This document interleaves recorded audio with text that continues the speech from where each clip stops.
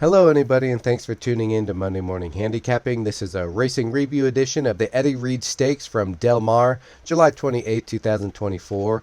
And Racing Review is where I follow up on my racing preview video of the same race, talk about who I liked and why they did not win the race, whether they won or lost. Go back, take a look at some of the merits, and just kind of break down who I picked, why, how the race was run, did it run to my expectations, and all that.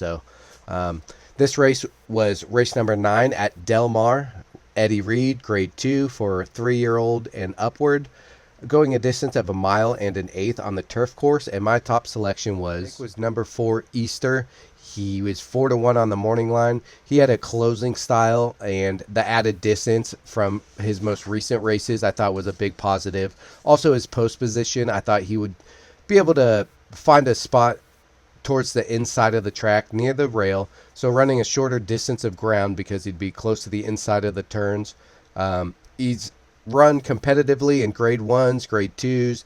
His last 2 races I could forgive. If you go back and watch my racing preview edition, you'll see replays of where he ran into trouble or went wide or steadied, which basically means had to tap on the brakes essentially. The added distance, the post position, all seemed to benefit him.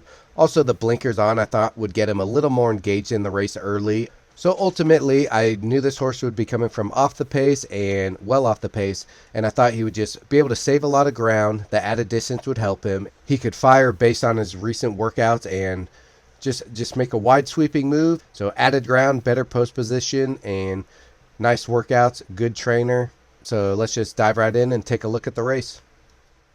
So we have the 4 here.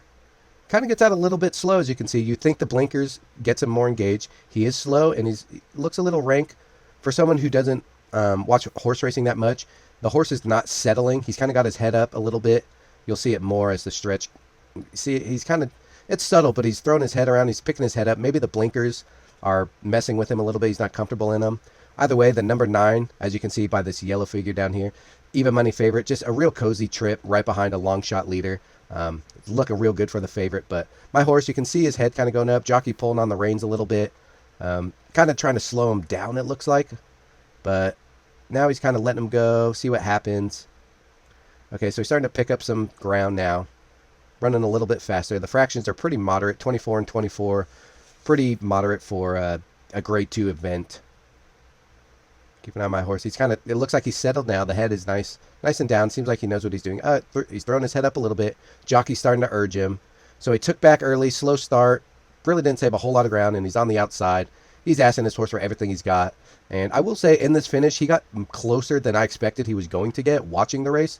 Again, look how far out wide he is. I know it's in the stretch, so it doesn't make as much of a difference when you're running in a straight line as opposed to around the turn. But he was still wide again. He also went to the back early again. He just really needs everything to go his way if he's going to win at this level. And that winner is a very talented horse. We'll take a look at him right now just real quickly. 5 wins out of 9 starts a lifetime. All classy races. He's just been moving up the ranks. Buyer speed figure wise, but also after his maiden win, stakes won, grade 2, had some steadying trouble at Churchill Downs, rallied very well, and still came within 2 lengths of winning against some other nice horses, Webslinger, Farbridge, Major Dude, and then came back and won the grade 3 and the grade 1 most recently, running a top figure. So 9 just got a perfect trip and is a talented horse, a 4-year-old, so room for improvement. Now, if we go back and look at my 4, what did I overlook? Blinkers on for the first time in a 6-year-old. You kind of got to wonder why they're putting them on him now. Unless they really saw, like, the horse didn't look like he was doing anything real wrong, but their equipment changed this late in the game. A little suspect. He did run okay. He ran recently his top figure and got right back down to where he normally runs, the mid-90s. He's a 6-year-old, so also a little bit less chance for improvement at this stage. Horses typically peak in their 3, maybe 4-year-old years. Talented horse, he put in his run. It just wasn't good enough to beat some of these younger up-and-comers. Again, got a little shuffled back, a slow start. Went wide around the turn and just didn't have enough. But I was a little bit impressed with how close he was to actually winning. So not a huge knock, but I think he's going to need a better pace setup for this. But I do think he's going to need a better pace setup to win a grade 2 event or step down in class. Again, he gave his run and it just wasn't good enough to beat the likes of this field. So my key takeaways are, why are they putting blinkers on now on such a deep closer? If they know they're going to take back, how much could it help? Is he going to have to go wide? Do the other horses in the race have room for improvement? Are they younger horses? Have they done better earlier in their career? And also, when this horse is winning, he's not winning by crazy margins. So he can get there. He's definitely got a few wins left in his career, it looks like. He just needs the right pace and the right field, obviously. Easter came up a little bit short, ran a little bit better than I thought he was going to run when I watched it live. I thought he was going to finish near the back.